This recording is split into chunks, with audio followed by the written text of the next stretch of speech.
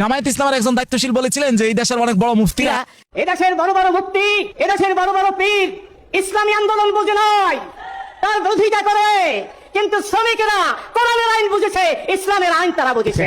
এই কথার প্রেক্ষিতে তিনি আমাদের লুৎফর রহমান ফরাইজি, আমাদের শ্রদ্ধেয় বড় ভাই, উনি খুবই আক্রমণাত্মক হয়ে একটা কথা বললেন। উনি বললেন যে যেই আন্দোলন, যেই ইসলামী আন্দোলন আলেমরা বুঝে না, মুফতিরা বুঝে না, শ্রমিকরা বুঝে, ওটা ইসলামী আন্দোলন না। ওনার ভাষায় উনি বলতেছেন এটা মওদুদি আন্দোলন।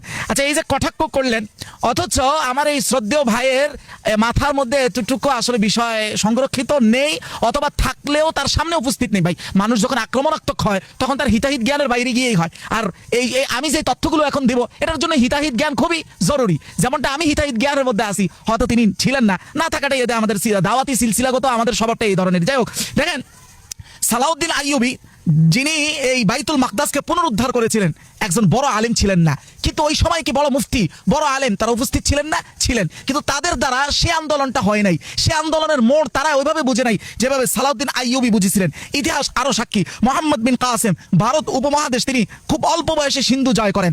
ওই সময় কি পৃথিবীতে আরো বড় বড় জবরদস্ত আলেমরা ছিলেন না? ছিলেন। আপনি ফাতহুল বুলদান দেখেন, সেখানে তিনি অল্প বয়সে যেইভাবে ভারত বিজয় করেছেন, ভারতে ইসলামী পতাকার পুনরাবর্তন করেছেন, ঠিক ওই সময় উনি ঠিক যেটা বুঝেছিলেন, ওনার সমসাময়িক অনেক বড় আলেমও সেটা বুঝতে সক্ষম হয়নি।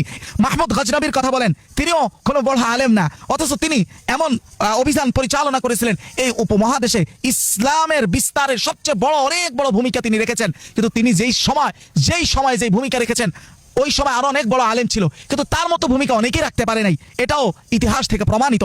মাহমুদ আল ফাতেহ উসমানী সাম্রাজ্যে তিনিও একজন বড় কোনো আলেম ছিলেন না। তুর্কির সেই কুস্তন্তনিয়াকে বিজয় করেছিলেন, যেই বিষয়ে মুসনাদ আহমদের রাসূলের হাদিস বর্ণিত হয়েছে। রাসূল বলেন, লাতুফতাহান্নাল কুস্তন্তনিয়া, একদিন এই কুস্তন্তনিয়া এই জায়গাটা একদিন বিজয় হবে। ফালা নি'মাল আমিরু আমিরুহা ওয়ালা নি'মাল জাইশু যালিকাল জাইশ।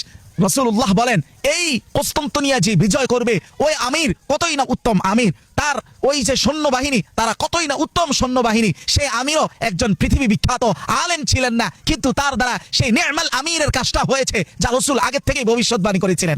শুধু এতটুকু না, আপনি মাজাল্লাতুল বায়ান এর ৮৬ নং খণ্ড ১৭০ নং পৃষ্ঠায় আসেন, ওই যে পাশের দেশ আপনার মোল্লাদের যেই দেশ আজকে ইমারতে ইসলামিয়া কায়েম হয়েছে, যেটা নিয়ে আমি আপনি গর্ব করি, যার মাধ্যমে এর গোড়াপত্তন হয়েছে, তিনিও একজন জগৎ বিখ্যাত আলেম নন। এই কিতাবে স্পষ্ট বলা হয়েছে যে উনি ছিলেন লাকিন লাইসা লাহু কাসীরু ইলমিন।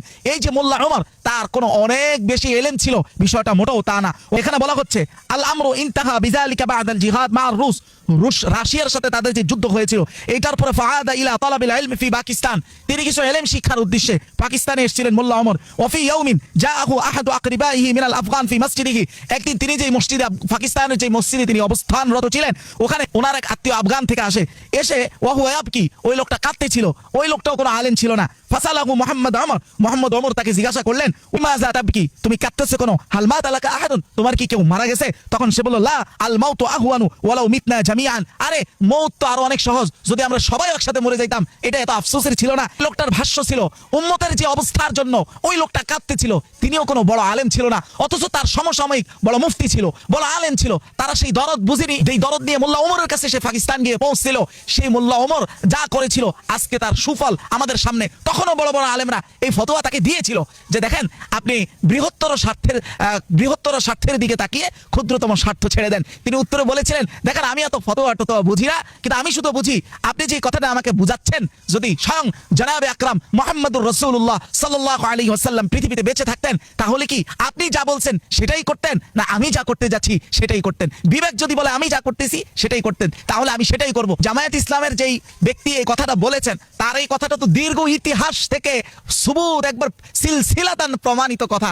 ওটাকে নিয়ে রাগ করে একেবারে কটাক্ষ করা আসলে এটা আমাদের ভালো মনের পরিচয় না। বরং আমি বলবো, আমাদের অবস্থা তো ইতিহাসের সবচেয়ে শোচনীয় অবস্থা, যেখানে আলেম হয়ে আলেমকে গালি দেয়, আশ্রয় চায় সেকুলারের কাছে। আলেমরাই বলে, আলেমদের একটা ইসলামিক দল বলে, আরেকটা ইসলামিক দল ইসলাম ধ্বংস করে ফেলবে, এজন্য আশ্রয় চায় কার কাছে? সেকুলারের কাছে। আজকের আমাদের বড়দের অবস্থা তো অনেকটা এরকম। ধরেন আমরা অনেক সময় যখন মুরগি পালতাম, গ্রামে অনেকগুলো মুরগি পালতাম, তখন দু একটা মুরগি এমন থাকতো যে সবগুলোকে ঠোকরায় বা সবগুলোকে ধ্বংসন করে। এখন আপনি বাকি মুরগিগুলোকে এটার থেকে বাঁচানোর জন্য আশ্রয় চাচ্ছেন শিয়ালের কাছে। যেই শিয়াল ছোট মুরগিকে তো আশ্রয় দিবেই না, ছোটটাও খাবে বড়টাও খাবে। ঠিক ওই জায়গায় থেকে এতটা রাগান্বিত হয়ে ট্রল করার আসলে কিছু নাই। আমরা নিজেরাই অলরেডি একটা ট্রলের বস্তুতে রূপান্তর হয়ে আছি।